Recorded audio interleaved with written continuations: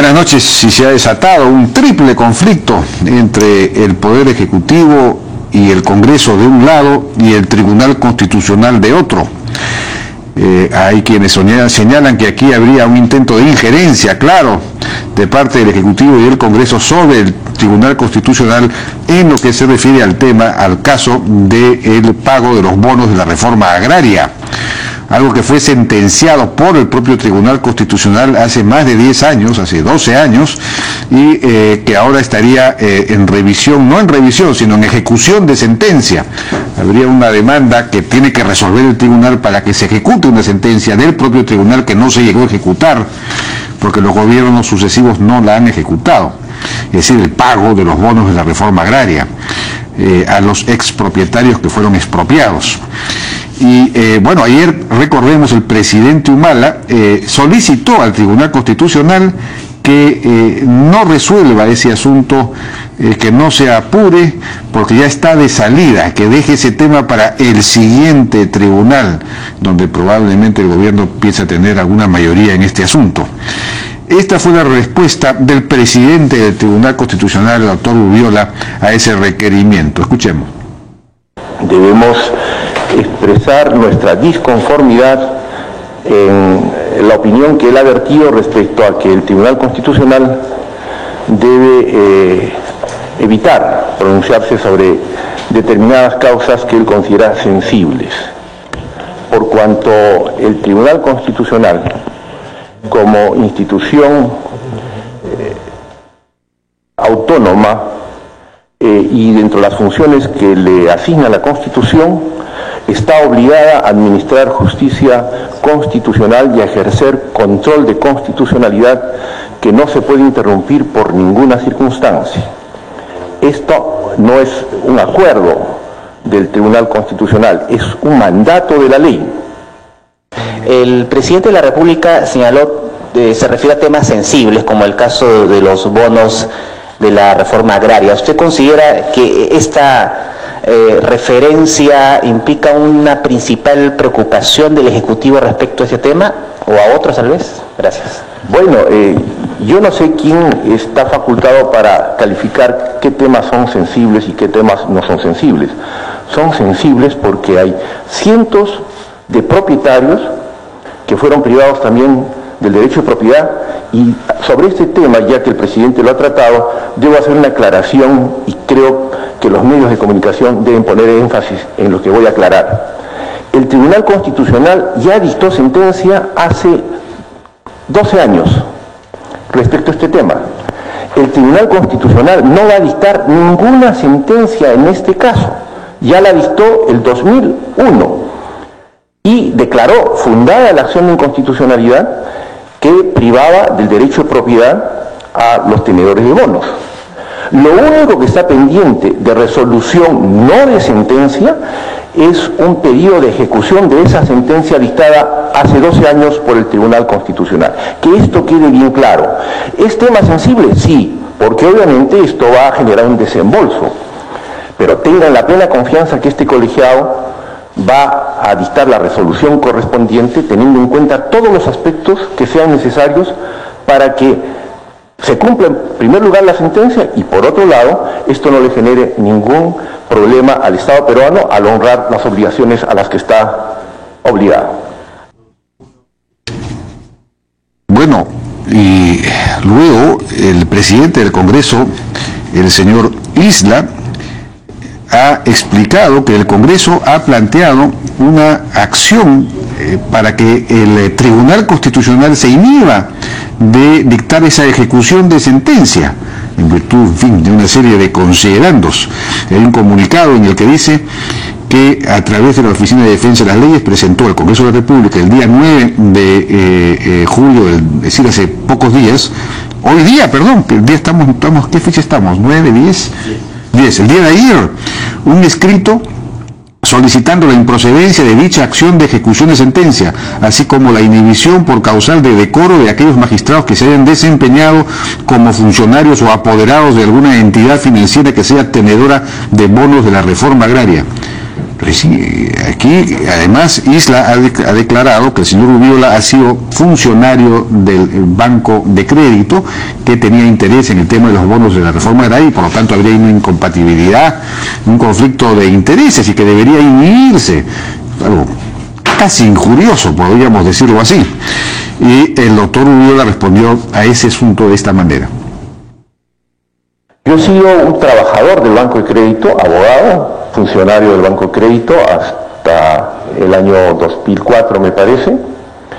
Sí, he sido funcionario del Banco de Crédito, he sido gerente legal regional del sur del Banco de Crédito. Con el Banco de Crédito no me une ningún vínculo actualmente y yo no he sido abogado del Banco de Crédito en absoluto en temas de bonos como usted menciona.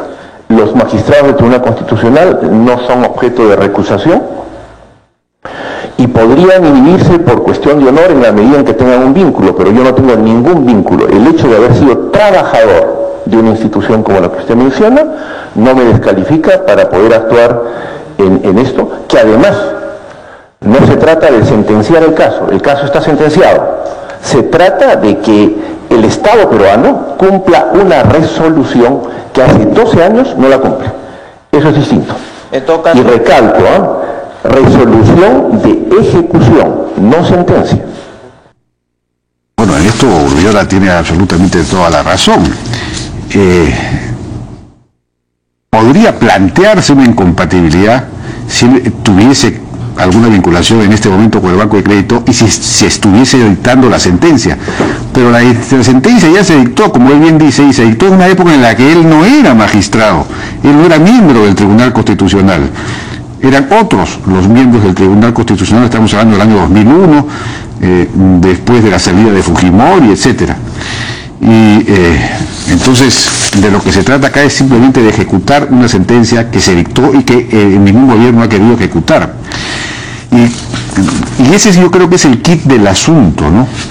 Porque uno se pregunta por qué de pronto esta preocupación del propio presidente de la República y del Congreso, esta desesperación por evitar que el Tribunal Constitucional finalmente dicte esta sentencia o esta resolución de ejecución de una sentencia. Yo supongo que es porque el presidente Humala no quiere ser él, no quiere pasar a la historia como habiendo sido él el presidente que ordenó el pago de los bonos de la reforma agraria. Me imagino que él tiene alguna clase de nostalgia, no diré nostalgia, sus antecedentes, digamos, militares y velasquistas, le impiden, digamos, asumir ese papel o asumir esa responsabilidad. Pero hay que recordar lo siguiente. Estaba revisando el discurso de Juan Velasco Alvarado el día en que anunció la reforma agraria, el famoso discurso de la reforma agraria del 12 de octubre del 2009, de 1969, y hay una parte en la que él dice: los que vean reducida su propiedad por la aplicación de la ley recibirán compensación justa y preciada por parte del Estado. De eso se trata, de que el presidente Humala cumpla digamos, este propósito, este compromiso enunciado por el propio Juan Velasco Alvarado. Más adelante agregó: el gobierno revolucionario confía en que quienes se sientan adversamente afectados por la reforma agraria comprendan, por encima de sus acaso explicables egoísmos, la profunda justicia que reivindica y hace realidad. Nosotros actuaremos con equidad al aplicar la ley y seremos respetuosos de los derechos legítimos de aquellos a quienes la ley se aplique. Respetuosos de los derechos legítimos, es decir, los derechos de propiedad. Aquí estamos hablando del derecho de propiedad. Si alguien se le ha quitado su propiedad, tiene que pagársele lo que corresponde. Y ese es el derecho que se está invocando, y tarde o temprano el Estado peruano pues tendrá que cumplir. Lo que estaría ocurriendo, y por eso esta movilización general del Ejecutivo y del Congreso contra el Tribunal Constitucional, es que no quiere ser este gobierno el que tenga que ejecutar esa sentencia, que tenga que pagar esos bonos. Ahora, si el problema es el monto de los bonos, que se dice que sería alrededor de 1.400, 1.500 millones de dólares, pues se sabe que se está trabajando, que hay una serie de fórmulas para pagar de diversas maneras que no impliquen necesariamente una erogación del presupuesto público, o no por lo menos de golpe. De modo tal que, de todos modos, es una deuda que tiene que pagarse. Estamos en un Estado de Derecho, ¿no? Y el derecho de propiedad es un derecho fundamental para el desarrollo, para el crecimiento. Por lo demás, una injerencia tan notoria del Ejecutivo y del Congreso para evitar que se aplique una sentencia y se pague los bonos, pues puede devenir en denegatoria de justicia, que es una figura que puede ser invocada por fondos que han comprado, que han ido comprando bonos de reforma agraria en Estados Unidos, por ejemplo. Podrían invocarla dentro del TLC para, en fin, denunciar al Estado peruano y terminar cobrando mucho más de lo que ahora se quisiera cobrar o se debería pagar en función del justiprecio. O sea que podría terminar siendo esto un boomerang muy peligroso para el Estado peruano. Hay que tener cuidado. Bueno, nosotros vamos a ir a una pausa. Vamos a regresar ahora con Carlos Paredes, ministro de Transportes y Comunicaciones. Hay proyectos, aunque todavía no hay muchas realizaciones en ese sector, y hay algunos temas sobre los cuales necesitaríamos algunas aclaraciones. Y luego vamos a estar con Carlos Paredes, pero el otro Carlos Paredes, el líder de Sierra Productiva, porque resulta que ha habido avances interesantes de Sierra Productiva en Bambamarca, la zona en donde está el proyecto Aconga. Precisamente vamos a entender qué cosa es lo que ha pasado ahí. Regresamos.